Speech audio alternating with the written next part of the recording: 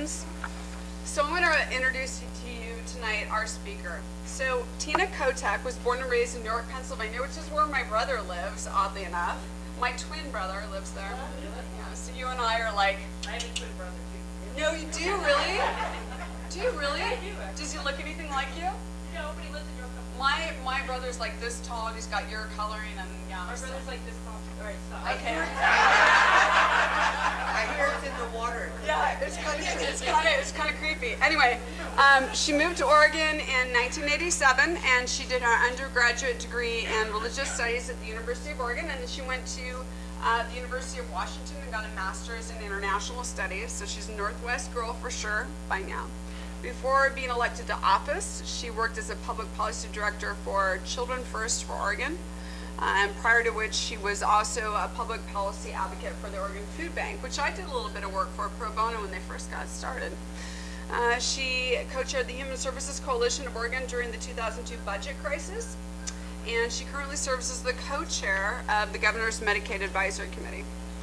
In 2006, she was elected to the House from the 44th House District, and that's in Northeast Portland.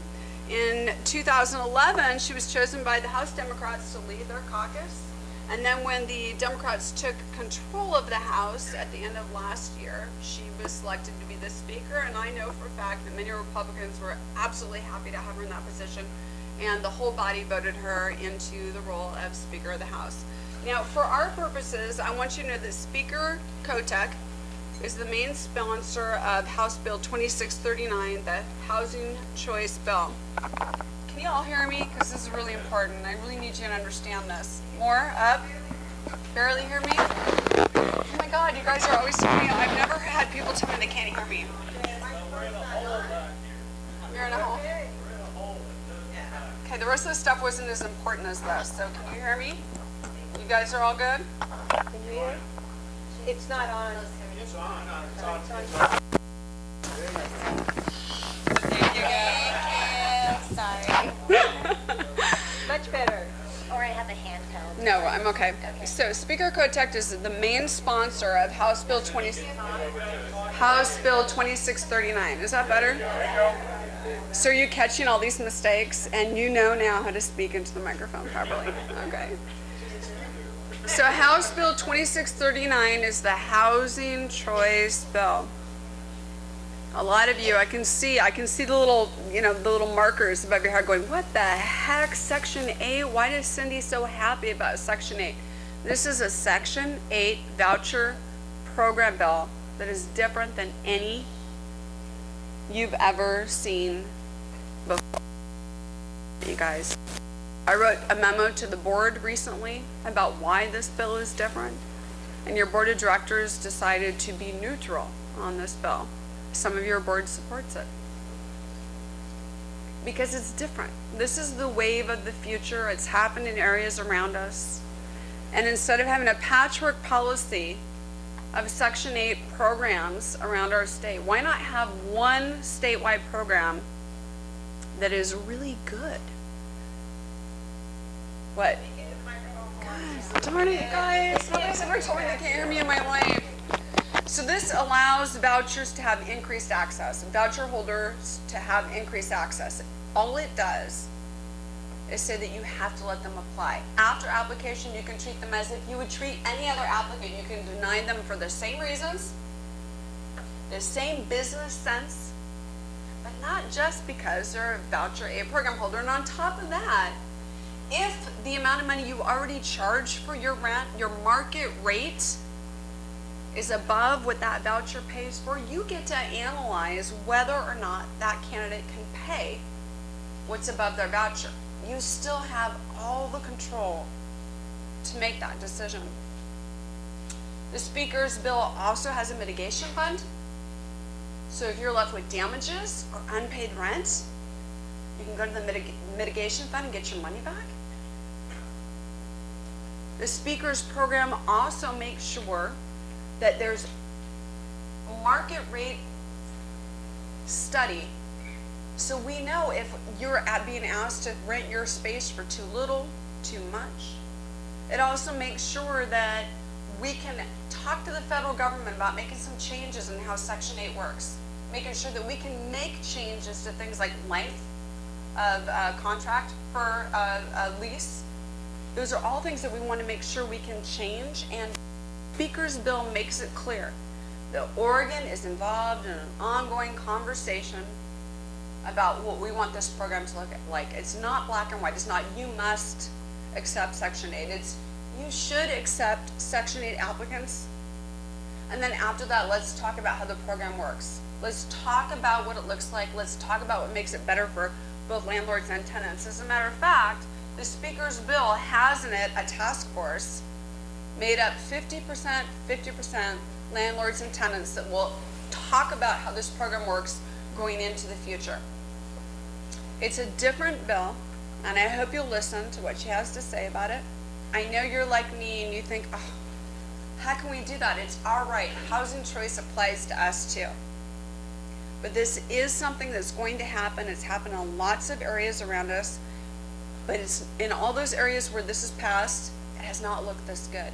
So I appreciate the fact that the speaker at a work session on this bill last week made it clear that this is an ongoing conversation. She put the advisory committee forward and she promised to let us all participate in the conversation. And that's what's important to me.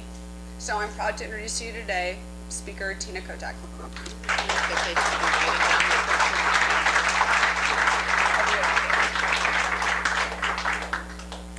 Thank you, Cindy.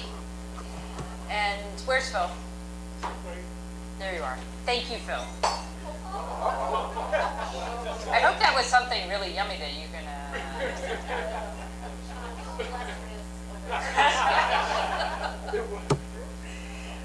Sorry about that, Phil. Yeah, really. Sorry about that. So I am Tina Kotek. I'm a state representative from North Portland. Does anyone have any properties in North or Northeast Portland? Great. Good to see some folks, because I feel like I represent the people who live there as well as people who have property there, so it's really good to see you all. Anyone actually live in my district? All right, yay, constituents, thank you. It's a real pleasure to be here, and Cindy did a lovely job of introducing the bill, and in the bio, I had no idea she had any connection to York, Pennsylvania, or she had a twin brother. That's just weird. So, and before I go into anything, I want to say thank you. I've been a renter most of my life until I purchased a few years ago, and I always lived in mom and pop rentals. I didn't live in the big, kind of multifamily ones. And I always had a really great relationship with my landlords. I was a good renter. I actually had renter's insurance, which is an interesting requirement, but that's another story. But having the ability to live close to where I wanted to work or live, or where I wanted my partner to live was really really something I valued. And I think landlords, particularly folks who only have a couple units, how many people have just a couple units? How many people have like 10 or 15 units? Anyone who has like a lot more than that? Okay, so we have some larger landlords. One of the things, having your group, at least your board, recommend neutrality on my bill was really important to me, because the reason I decided to get into this housing bill this session, it's not my first go around on Section 8. Some of you will remember back in 2009, I had a bill that wasn't as well developed that basically said you can't discriminate on the basis of having just a Section 8 voucher. That was the bill. Well, I got an earful in 2009 about that bill. And I thought, all right, I got to go back to the drawing board. And the more I thought about housing, I had little cold feet. All the landlords came out against it, they hated it. And I thought, maybe I should come back on this bill. But 4 years later, and listening to what we're trying to achieve at the state, our goals around making sure people have access to good housing, making sure people are healthy, making sure students can stay in school to graduate. But that's really hard if your family is homeless, who doesn't have affordable housing. It's really hard to stay healthy. We want people to be healthy so we can cut down on medical costs. Well, if you're not living in a place that's a healthy environment, let's say you're living in a place that you have asthma and you're exacerbated by the asthma, you're not going to be healthy. So housing affects our health, affects our ability for kids to succeed in school, it affects the ability of people to get the jobs they want and live where they want. So housing is integral to all the success we want to have here in the state. So I said, okay, we're going to come back on this discussion around housing choice vouchers. The amount of federal money, our tax money, that flows into the state through the Section 8 program is enormous. It is the largest housing program in our state. But I know it's a program that doesn't work for everyone. It doesn't always work for landlords. It certainly doesn't work for the voucher holders sometimes. And so I said, okay, how are we going to approach this? So last fall, I put together a group of people, landlord groups, tenant advocates, housing authorities, and other individuals who worked on housing for a while, and said, let's all sit down and look at this program and look at putting a bill together. I said, I want to come back and say, if you have a voucher, you need to be able to at least apply for housing. That was my starting point. But I want to know why this program doesn't work for landlords. And we had a very long discussion about, I learned a lot about this program. I learned about the delays, and I learned about the agreements you have to make with the housing authorities. And I heard from the housing authorities about how hard this program is to manage. It's a federal program. It's frankly very rigid. It doesn't, they haven't really tried to improve or make it more flexible over the years. And so they're in this box, and landlords are in this box, and housing people with vouchers are like, I just want to get housing. So you have three groups who are just, no one can be as successful as they want because no one has sat down and said, what is the goal here? And as from a state perspective, many of you know housing authorities are local. Landlords are local. Has tended to be a local issue. But from a state perspective, we didn't have any idea what everybody was doing. And we thought, well, we should all sit down and talk about it. So we looked at the bill. We looked at what some of the things that Portland's housing authority is doing, Home Forward, with their mitigation fund. We talked to the housing authorities about how much flexibility do you have? How can we go up to the line in terms of flexibility in the program to make this program work better for landlords? And the bill you have before you that's been amended and now is in Ways and Means in the Budget Committee is a product of all these conversations. As Cindy said, the goal is to say, if you have a voucher, that should not be a barrier to being able to apply for a rental unit. But you as a landlord can still say, well, you have some background, some rental history I don't like, or the voucher you have actually won't cover my rent. You could still not rent to that person. But if you do rent to the person, and I would bet will turn out to be a good renter, but if there is a problem, you're now going to have a mitigation fund to back you up to $5,000 in damages past rent if you have a problem with a renter. And we all know you don't have that guarantee with anybody else. So that's a plus.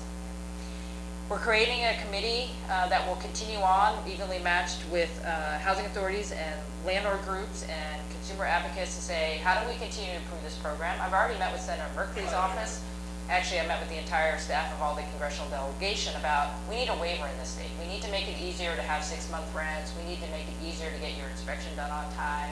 We need all these things that make the program a barrier for particularly smaller landlords. I don't want you to have to wait a couple weeks to get your first payment. Housing authorities have more flexibility than they're taking advantage of. They don't have to have 12-month leases. If the market rate is 6, most of the units out in the market are 6-month leases, they can give you a 6-month lease. But no one ever actually asked them to think about that. We've asked them to think about that. On the idea of inspections, we're going to have to go to the feds for this, but how can we make like a pool of people who've already been pre-approved? So if someone wants to rent with you, they're automatically in the door the minute you can get them in the door, and then you can get your inspection done whenever it's convenient for everybody to just double check. That's something we have to get federal approval for, but that's the kind of things that we want to approach together as a state so we can make the program work better for folks. Because at the end of the day, Section 8 program has to work for everybody involved. It is a private-public partnership. It's very important for low-income Oregonians who qualify for those vouchers to be able to use them. It's about choice and making sure that, if my kid's been going to this school and I've lost my housing, but I get a voucher and I can keep my kid in that school, you want to give people the flexibility if they're good renters and they can find a spot that they can get rented up. And my pledge to you is, I take your neutrality on this bill very seriously. I'm very pleased with that. I'm not asking you to jump up and down and say you love it, but give me a chance. Give me a chance to work with the housing authorities to improve the program. Give it a chance. Let the mitigation fund work if you have a problem. I want to hear you. I hope folks from this organization will be on the advisory group as we move forward. And this is just the beginning. I'm in for the long haul. At the end of the day, we need to figure out how to get more affordable housing for everybody in the state. And maybe that's a state-funded Section 8 type program with more flexibility. Maybe it's You know, it's not so much building a housing, but making sure people can get into the housing units that you have. Another piece on this bill is we want to provide a little rental assistance for people who, they can't get into your units because they can't make the deposit, or, you know, they need a little move-in expenses. We're trying to make it easier for people to get housed, because we all benefit from that. And so I know this is, I will admit this is a little bit of a risk on your part. You're trusting a politician who says, we're trying to build a bill that keeps you in mind, please help me out. My promise to you is I will keep listening. We're hopefully going to pass this bill. We're going to move forward. We're going to go to the federal government, get the waiver we need on the program, and continue to help people be housed in this state, because it really does benefit all of us. And with that, I'd be happy to take some questions. So, Madam Speaker, I actually have a question here. I see cards wandering around, yes. But first, I want to thank you because you made a point. You said for us to trust you, I want you to know that we trust you. We hope you trust us. We are not self-interested. We are not only out for what's best for landlords. We really want the program to work too. And in the survey we did, we had about 50% of our members who actually used Section 8 and liked it. And we want to make it so that 80% of our people use Section 8 and like it. It's our goal too. So we appreciate the fact that you're involved in the whole program with us. So I'm going to ask the questions off the card. And I know that you have some limited time here, so I'm going to try to ask the ones I've gotten more of than any others. Will landlords still be able to apply their existing screening criteria to Section 8 applicants? I've heard that if an individual with Section 8 applied, they would be practically guaranteed payment because the screening criteria would not apply to them. The way the bill is written, and the way I explained it in committee, and thank you for the question, is as long as it's allowed under fair housing laws, you can screen people out just the way you're screening other people out now. As long as it's allowed under fair housing law, and you all know what that is. But in addition to that, based upon the prospective rent, based on what the value of that voucher is, unfortunately what happens sometimes is you find somebody you like and the landlord likes, you know, there's a good relationship, everyone wants to rent up, but the voucher frankly isn't enough. And that puts the landlord in a very tough spot. So we're not saying you have to make up the difference or, you know, eat a part of the rent, but if your rent is $800 and the person's voucher is only $600 and they don't have another way to make up that gap, you cannot rent to them. You can just say, sorry, it's not going to work. And you kind of find anybody else that's fair under the law, and this additional ability to say, sorry, your voucher's just not going to cover it. This is too bad, but I can't rent to you because I can't cover it.